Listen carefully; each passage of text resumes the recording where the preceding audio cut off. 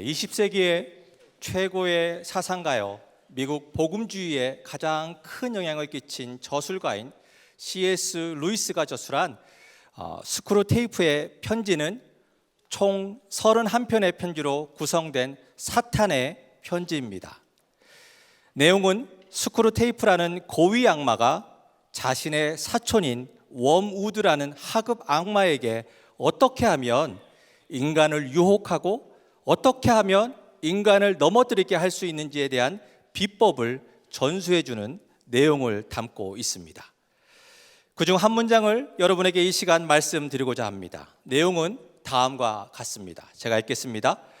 실로 지옥에 이르는 가장 안전한 길은 한 걸음 한 걸음 가게 되어 있다. 그것은 급회전도 없고 이정표도 없고 표지판도 없는 부드럽고 완만한 비탈길이다. 여러분은 이 문장에서 어떤 부분이 눈에 들어오시나요? 각자가 바라보시는 부분이 다르겠지만 저는 이 문장에서 이정표도 없고 라는 두 단어가 눈에 들어옵니다. 여러분 잘 아시겠지만 이정표는 무엇을 나타내는 표시입니까? 그것은 객관적인 측정을 하는 지점을 나타냅니다. 다시 말해서 우리가 목표를 향해 얼마나 멀리 왔는지를 보여줄 수 있는 표시입니다. 또한 목표점에서 얼마나 벗어났는지, 잘못된 길을 왔는지를 보여주며 다시 돌아가라고 촉구하는 표시인 것입니다.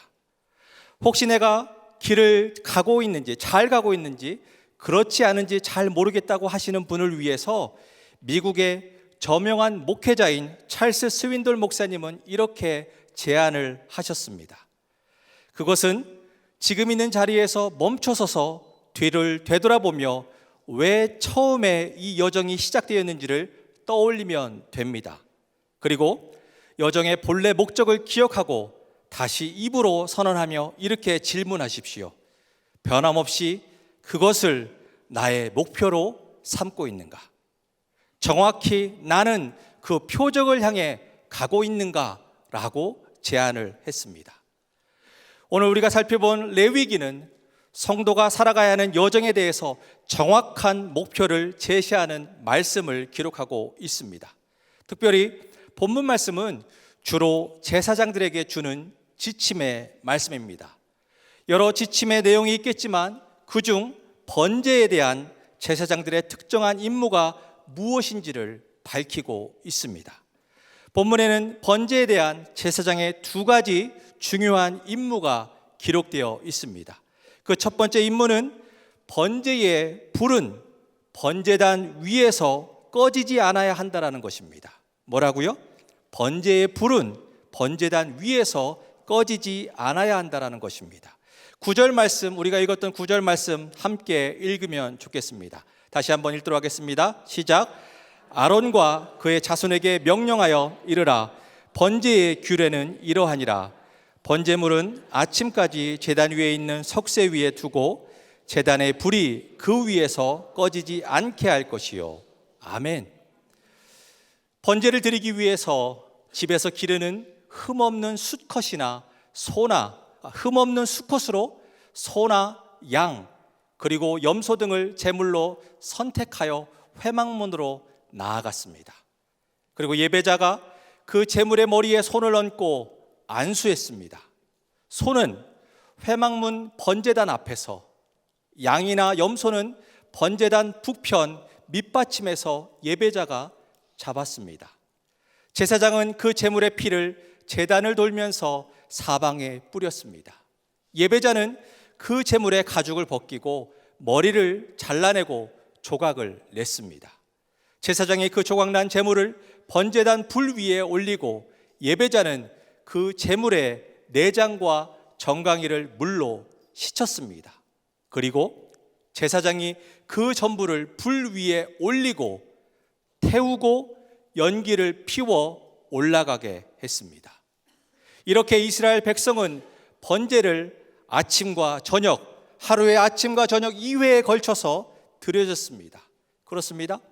함께 읽은 본문 9절 말씀을 통해 이스라엘 백성에게 있어서 하나님께 드리는 제사가 얼마나 큰 비중을 차지했는지 알 수 있습니다. 아니, 이스라엘 백성에게 있어서 하나님께 대한 제사는 삶 그 자체라고 해도 과언이 아니었습니다.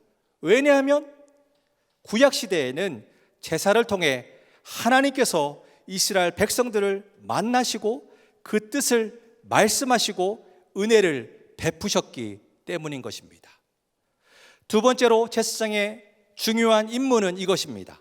제사장은 자기 임무를 수행하는데 합당한 옷을 입어야 했습니다. 뭐라고요? 제사장은 자기 임무를 수행하는 데 있어서 합당한 옷을 입어야 했습니다. 우리가 읽었던 본문 10절과 11절 말씀 함께 읽으면 좋겠습니다. 함께 읽도록 하겠습니다. 시작.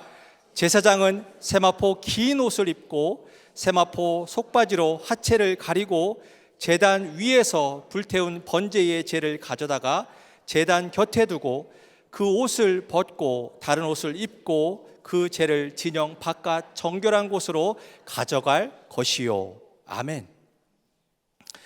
방금 읽은 말씀을 보면 제사장이 세마포로 만든 긴 옷을, 세마포로 만든 속바지를 입었다라고 말씀하고 있습니다. 다시 말해서 세마포로 만든 옷은 제사장의 직무복이었습니다. 사실 구약 성경에서 옷을 입는다라는 것은 단순히 의복을 걸친다라는 의미만 갖는 것이 아닙니다. 특별히 우리가 읽었던 본문 10절에서 입다라는 단어의 의미는 어떤 자격의 획득이나 직분, 영적의 상태를 나타내기도 합니다. 예를 들어서 요셉은 애굽의 총리가 될 때에 세마포의 옷을 입었다라고 창세기 41장 42절에서 말씀하고 있습니다. 또한 다윗의 딸은 채색 옷을 입음으로 출가하지 않은 공주임을 사무엘하 3장 18절에서 말씀하고 있습니다. 뿐만 아니라 대제사장 여호수아가 입었던 더러운 옷은 그의 죄 있는 상태를 드러내고 있는 것을 스가랴 3장 3절과 4절 말씀을 통해서 알 수 있습니다. 그렇습니다. 구약시대 제사장은 백성의 죄를 대신해서 하나님께 속죄를 드리는 직분을 맡은 자입니다. 때문에 먼저 자신이 하나님 앞에서 깨끗해야 합니다. 그래서 제사장은 직분을 수행할 때에는 의와 순결을 상징하는 깨끗한 세마포로 긴 옷을 입어 죄로 더러워진 자신의 몸을 가리우고 하나님 앞에서 드러나지 않도록 한 것입니다. 그리고 죄를 진 밖으로 옮겨가는 일반적인 일을 하기 위해서는 다른 옷을 입어야 했습니다. 왜냐하면 세마포 긴 옷이나 세마포 속바지는 거룩한 일을 행할 때에만 입어야 했기 때문입니다. 이제까지 살펴본 두 가지 임무는 구약시대 영적 지도자였던 제사장이 하나님께 번제를 드릴 때 지켜야 할 중요한 두 가지 지침에 대한 내용이었습니다. 그것은 이 시대의 영적 지도자인 교육자들에게도 동일하게 하는 말씀일 것입니다. 그러면 오늘 말씀을 들으시는 이곳에 계신 분들 가운데에는 이렇게 생각하시는 분이 계실 수 있을 것입니다. 아니, 오늘 말씀은 이 자리에 함께한 우리보다는 교육자들에게 나누는 것이 적당할 텐데 라고 생각하시는 분이 계실지 모르겠습니다. 성경 말씀 두 구절 함께 살펴보면 좋겠습니다. 먼저 출애굽기 19장 5절에서 6절까지 말씀 함께 살펴보면 좋겠습니다. 우리 출애굽기 19장 5절에서 6절까지 말씀 함께 읽도록 하겠습니다. 읽겠습니다. 세계가 다 내게 속하였나니 너희가 내 말을 듣고 내 언약을 지키면 너희는 모든 민족 중에서 내 소유가 되겠고 너희가 내게 대하여 제사장 나라가 되며 거룩한 백성이 되리라. 너는 이 말을 이스라엘 자손에게 전할지니라. 아멘. 한 구절 더 살펴보면 좋겠습니다. 베드로전서 2장 5절과 9절 말씀입니다. 베드로전서 2장 5절과 9절 말씀 우리 함께 읽도록 하겠습니다. 시작. 너희도 산 돌같이 신령한 집으로 세워지고 예수 그리스도로 말미암아 하나님이 기쁘게 받으실 신령한 제사를 드릴 거룩한 제사장이 될지니라. 그러나 너희는 택하신 족속이요 왕 같은 제사장이요 거룩한 나라요 그의 소유가 된 백성이니 이는 너희를 어두운 데서 불러내어 그의 기이한 빛에 들어가게 하신 이의 아름다운 덕을 선포하게 하려 하심이라. 아멘. 방금 읽은 구약과 신약에서 언약 백성들은 제사장 나라라고, 언약 백성들은 왕 같은 제사장들이라고 불린 것을 함께 보았습니다. 여기서 사용된 제사장 나라 그리고 왕 같은 제사장들이라고 불리는 의미는 이스라엘은, 그리고 지금의 하나님을 믿고 따르는 모든 이들은 하나님을 섬기는 백성이요, 하나님과 세상 사이의 중재자일 뿐만 아니라 이 세상을 대표하는 권위와 이 세상을 다스리는 권세를 허락받은 백성이라는 말입니다. 말이 어렵죠? 정리하자면 오늘의 본문은 제사장에게만 주어진 말씀이 아니라 이스라엘 백성들과 하나님을 믿고 따르는 모든 이들에게 주어진 말씀이라는 것입니다. 그리고 오늘 본문을 통해 이스라엘의 제사장에게 가르쳐진 모든 것은 성도들에게도 전체적으로 적용이 된다라고 말할 수 있는 것입니다. 그렇다면 저는 오늘 본문 말씀을 통해 두 가지의 영적 교훈을 나누기를 원합니다. 두 가지의 영적 교훈을 나누기를 원합니다. 첫 번째로 오늘 본문을 통해서 나누기 원하는 영적 교훈의 말씀은 우리는 하나님께 나아가기 위해 합당한 자격을 갖추어야 한다는 것입니다. 뭐라고요? 우리는 하나님 앞에 나아가기 위해 합당한 자격을 갖추어야 된다는 것입니다. 우리가 읽었던 본문 9절, 12절, 13절을 통해 알 수 있듯이 번제를 통해 제사장에게 명령된 임무 중 하나는 제단 위에 불은 결코 꺼지지 않아야 했습니다.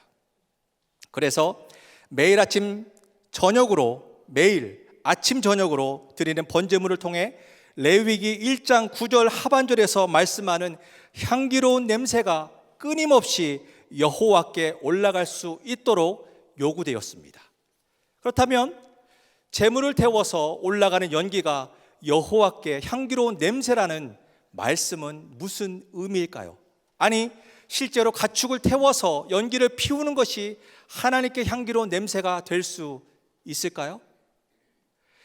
여호와께 향기로운 냄새라는 말씀의 원어를 살펴보니까 히브리어로는 레아흐 니호아흐라고 말을 합니다. 의미로는 흠양되는 향기라고 번역하기도 하고, 이를 하나님과의 교제를 위한 간청이라고 말을 합니다. 정리하자면 여호와께 향기롭다라는 말씀은 하나님께 돌아올 수 없는 사람, 다시 말해 하나님을 잊어버리고 자신의 악함으로 살아왔던 사람, 또는 자신의 죄로 인한 책임을 그대로 짊어지고 살아가는 사람이 하나님의 은혜로 말미암아 용서함을 받고 다시 자녀의 신분을 회복하게 한다라는 의미에서 향기롭다라고 한다라는 것입니다. 그리고 신약에서 성자 하나님이신 예수 그리스도의 죽음과 부활을 통해서 완성된 것입니다. 이 말도 어렵죠. 다시 정리하자면 구약의 번제는 인간의 죄에 대한 하나님의 진노를 누그러뜨리는 역할을 하는 것입니다. 그래서 작정한 하나님의 진노의 결과인 심판이 번제를 통해서 면제된다는 것입니다.